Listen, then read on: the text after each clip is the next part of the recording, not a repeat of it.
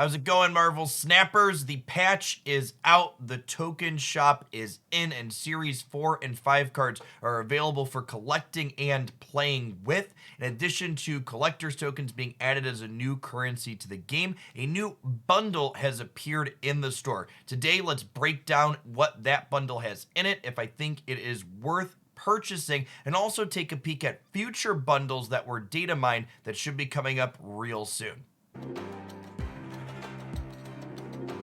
Here we have the first of the deals that appeared in the shop today. This will be running for the next 3 weeks, coming in at 7,500 gold, offering you 9,500 credits, 3,000 collector tokens, an Apocalypse variant, an Apocalypse variant avatar, and enough boosters to take that Apocalypse variant from the base cosmetic all the way through its first infinite split. Now, the first thing to note about these addition of the deals to the game is that previously, when it came to optimizing your account progression, we just assumed that all of your in-game gold being earned was putting back directly into rolling new missions to get credits faster, or buying credits directly inside of the shop up to the limit that they had there for the gold that you were given.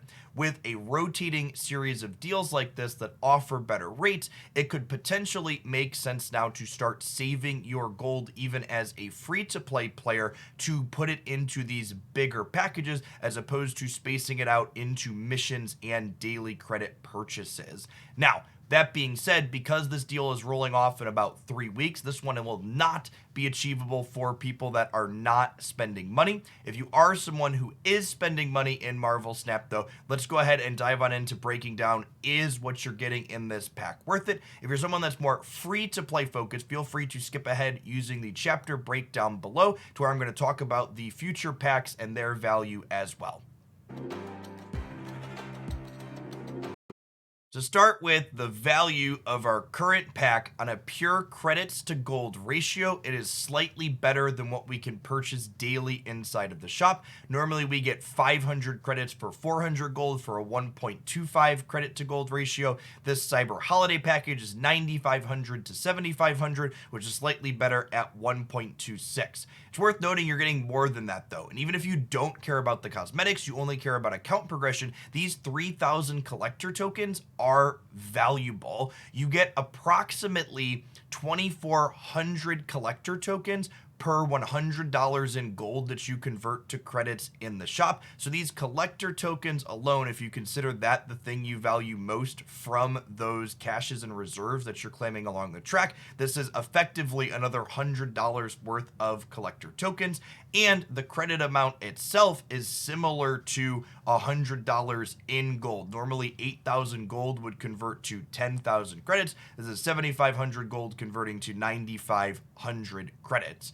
Also, if you're thinking about this again purely in terms of, units into other units, in this case collector tokens, these 9,500 credits, if you have boosters to combine them with, are going to output you another almost 2,000 collector tokens towards getting other cards that you want specifically from that new token shop that has been added to the game.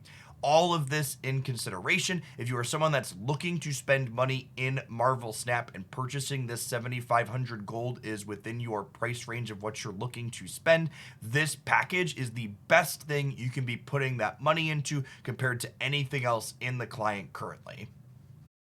Now, when the existing Cyber deal leaves the shop on December 21st, one that's titled Winter Wonderland inside of the game files looks to be rotating in. It's going to have a similar large gold price tag here, giving you 8,000 credits, 2,000 collector tokens, and then a Sunspot variant and avatar, along with a title, Tacos, after this for your purchase. The credits to gold ratio in the data mine here are actually better than what we see in the existing Cyber deal. However, again, as is the case with anything data mine that I report here, take this with a grain of salt. These numbers could be subject to change a little bit. That being said, it wouldn't surprise me if this one ends up being accurate. What's pretty typical of newer games like Marvel Snap is they'll price these bundles at different points like this to try and get a feel for which ones sell at the best rates at the varying price points.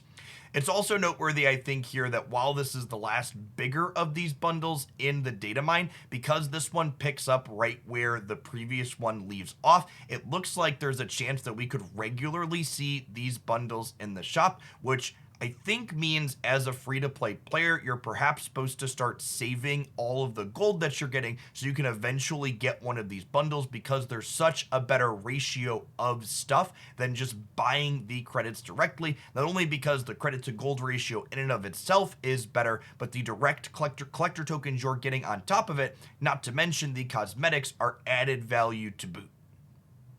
Past these bigger packages that have collector tokens contained within them, there are also a number of smaller packages, most of which are currently missing a gold reference value, so we don't know exactly what they're going to be priced at here, that seem to be slightly more cosmetic focused. They do have some credits in them. In the case of this Hearts Wild, you see 1,500, but they come with Rogue and Gambit variant and Avatar, and it wouldn't surprise me if the ratio on these is not great. For example, in the Shielded Heart one here, we have a reference of 5,000 gold, but it only gives 3,000 credit and no token, so the credit to gold ratio here is actually quite bad. But this does come with 3 variants and 3 avatars, so these other smaller packages look to be more focused on the cosmetic side of things as opposed to the collector tokens and big credit amounts that we see in the current cyber package that is up. As always, these ones are data mines and could be subject to change, but it wouldn't surprise me if we consistently see one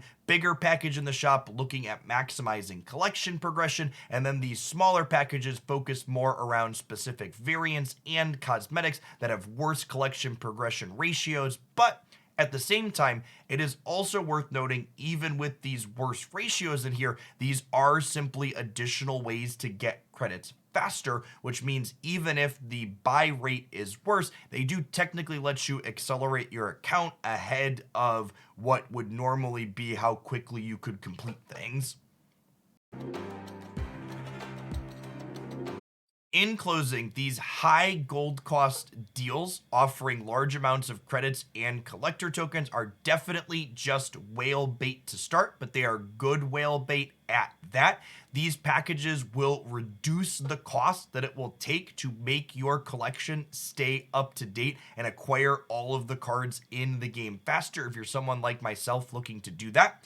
In the longer term, though, these packages are good for everyone in the game if they keep doing them, because they are a better gold to credits and other things for completing your collection like tokens ratio. It means if you are a free-to-play player saving up your resources over time to get one of these packages in the future, it will long-term progress your account faster, even if in the short term things go a little bit slower.